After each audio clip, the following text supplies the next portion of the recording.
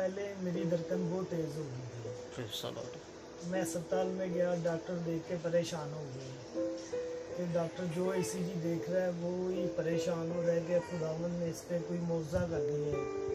वो अस्पताल जब जा रहे थे, जिस मेरे लेफ्ट हैंड से धड़कन तेज़ हुई थी उसी लेफ्ट हैंड से मैंने अपनी भतीजी को उठा के अस्पताल में ले गया। लेकिन जब मैं इधर से शिफ्ट हुआ, उन्होंने बोला मैं अस्पताल में जाऊँ।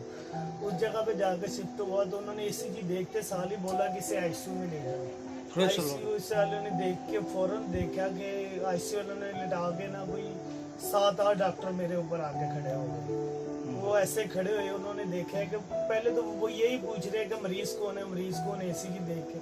जब उन्होंने मेरे को खड़ा देखा तो वो परेशान भी हो रहे कि ईसीजी इसकी ये चल फिर रहा है और ये क्या निज़ाम है। मैं क्या, मैं मरीज हूँ। उन्होंने मेरा थोड़ा बहुत टेस्ट लिया, वो और टेस्ट लेने लगे।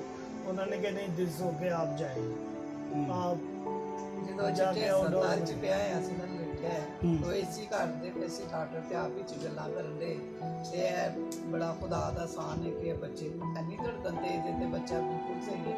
ਮੈਂ ਪੁੱਛਣ ਲੱਗ ਪਈ, ਮੇਰੇ ਨਾਲ ਉਹਨਾਂ ਨੇ ਕੋਈ ਨਹੀਂ ਗੱਲ ਕੀਤੀ। ਕਹਿੰਦੇ ਮੈਂ ਮੂੰਹ ਦਾ ਰੰਗ ਦੇਖਿਆ ਤੇ ਬਦਲਦਾ ਪਿਆ, ਕਾਲਾ ਨੀਲਾ ਪੀਲਾ। ਉਹਨੇ ਪੁੱਛਿਆ ਵੀ ਕੀ ਹੋ ਰਿਹਾ, ਕੀ ਹੋ ਰਿਹਾ? ਮੈਂ ਕਿ ਕੁਛ ਨਹੀਂ। ਮੈਂ ਤੇ ਮੱਥੇ ਤੇ 3 ਵਾਰੀ ਕ੍ਰੋਸ ਦਾ ਨਿਸ਼ਾਨ ਬਣਾਇਆ। Praise the Lord. Hallelujah. ਤੂੰ ਸਭ ਕੁਝ ਸਹੀ ਕਰੇਗਾ। Wow. ਨਾਲ ਤੇਰਾ ਸਾਇਆ, ਤੇਰਾ ਆਸਰਾ ਸਾਡੇ ਨਾਲ ਹੈ। ਇਹ ਬੱਚੇ ਨੂੰ ਕੁਝ ਨਹੀਂ ਹੋਏਗਾ। तो डॉक्टर ने कहा तुम मैं अस्पताल लै जाओ। असीं फटाफट मैं अस्पताल लै गया। वो आईसीयू च निदान हो गए। उन्होंने लटाया, देखिया, उन्होंने कहा बिल्कुल ओके, तुसीं जाओ। साडा खुदावन ते भरोसा जी, खुदावन ने उसने कुछ नहीं कीता। फिर भी असीं सारा कुछ करने में ते खुदा दे बंदियां को यही प्रार्थना करने कि तुसीं दुआ करो, जो कुछ इहदे च कमी है इहदे दिल ते अपने खुदावन दा लहू लैके आन।